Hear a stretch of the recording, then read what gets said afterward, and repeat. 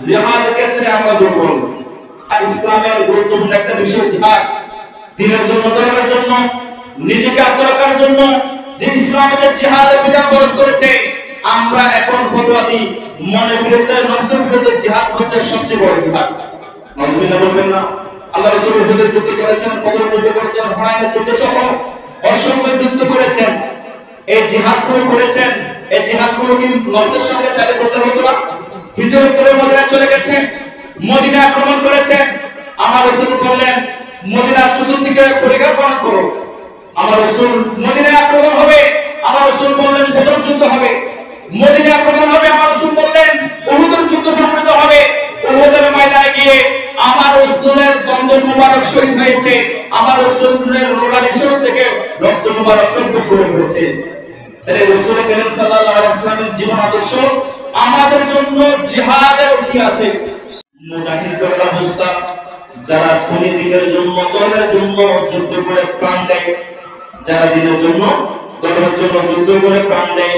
আমি দেখলাম একদল মানুষ, তারা জমিতে ফসল কাটছে, সকাল ফসল কাটছে, এদিকে ফসল কেটে কেটে যাচ্ছে, আবার অপরদিকে ফসল গাছগুলোতে সঙ্গে সঙ্গে ওই ফসল বীজ দেওয়া শুরু করে দিয়েছে, ফল দেওয়া শুরু করে দিয়েছে। সুবহানাল্লাহ বলবেন না?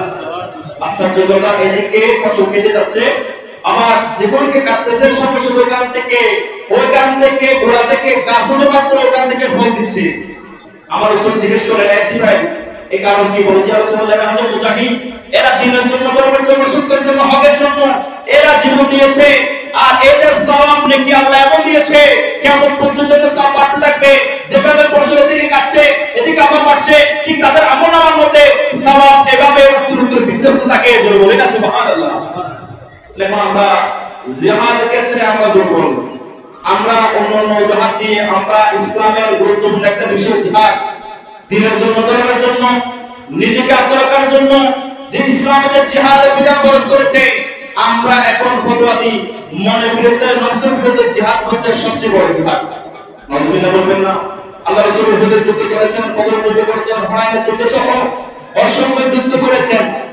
এই জিহাদগুলো করেছেন, এই জিহাদগুলো কি নফসের সঙ্গে চালিয়ে করতে হতো না?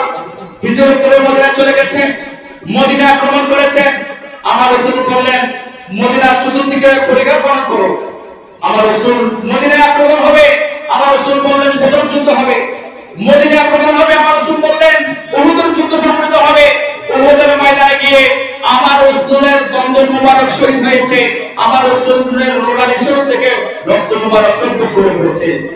তাহলে রাসূল করিম সাল্লাল্লাহু আলাইহি ওয়াসাল্লামের জীবন আদর্শ আমাদের জন্য জিহাদের কি আছে।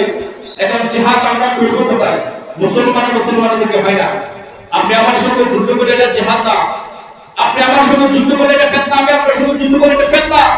আমরা যুদ্ধ হবে একজন ইহুদি, খ্রিস্টান, কাফের, মুশরিকের সঙ্গে হকের জন্য, দ্বীনের জন্য, ধর্মের জন্য। যখন আপনার ধর্মের উপর, আপনার হকের উপর, আপনার ভূখণ্ডের আঘাত হানবে, তখন আপনাকে ঈমানে বলে হয়ে ইসলামের যে বিধান রেখেছে সে জিহাদ আপনাকে করতে হবে। পার্শ্ববর্তী ইহুদি রাষ্ট্র, খ্রিস্টান রাষ্ট্র, হিন্দু রাষ্ট্র আমাদের মুসলমানের উপর আঘাত করছে, কোন বিতর্কে আমাদের ঈমান, ইসলামে আমাদের নামাজ আক্রমণ করছে, আমরা প্রতিরোধমূলক তার সঙ্গে প্রতিরোধ করে করব, আত্মরক্ষা করব। প্রতিরোধ করে তোলার নাম হচ্ছে ইসলামের জিহাদ। জোরে বলেন না সুবহানাল্লাহ।